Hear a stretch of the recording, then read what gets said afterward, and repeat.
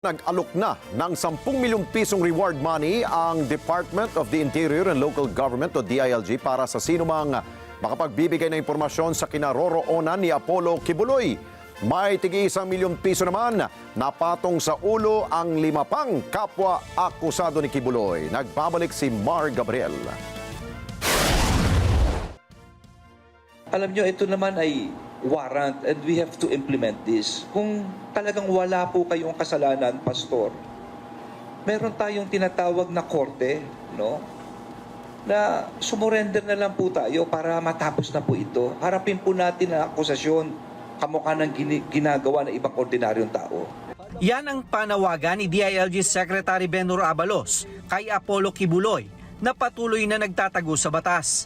Dahil dito, nag-alok na ang kalihim ng 10 milyong pisong reward para sa sinumang makakapagturo sa pinagtataguan ni Kibuloy.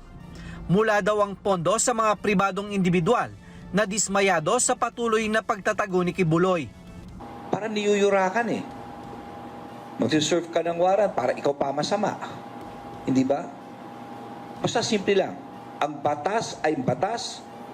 Ang may kasalanan, mananagot. At yan ang gagawin namin, Pastor Kibuloy. Ngayon, simple lang. May warrant, wala kang kasalanan, sumuko ka. Sumuko ka. Mahirap ba yun?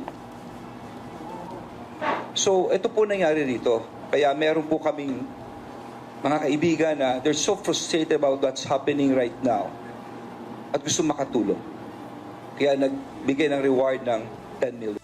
Bukod kay Kibuloy, nag-alok na rin sila ng tig-1 milyong piso para sa ika-aresto ng mga kapwa-akusado na sina Crescente Canada, Pauline Canada, Ingrid Canada, Sylvia Semañez at Jacqueline Roy.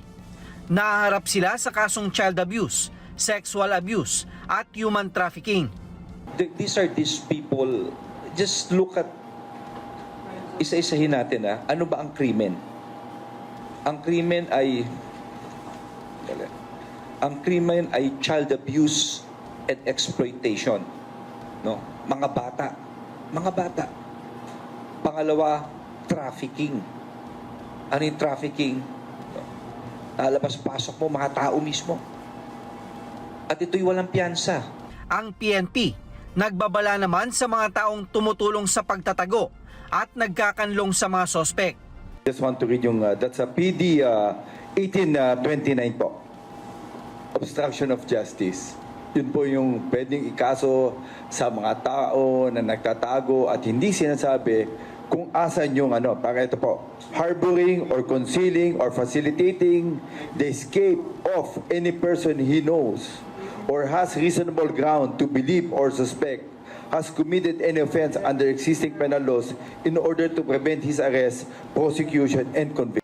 Wala pa naman daw nakukuhang impormasyon ng otoridad na nagsasabing nakalabas na ng bansa si Kibuloy at kanyang mga kapwa-akusado.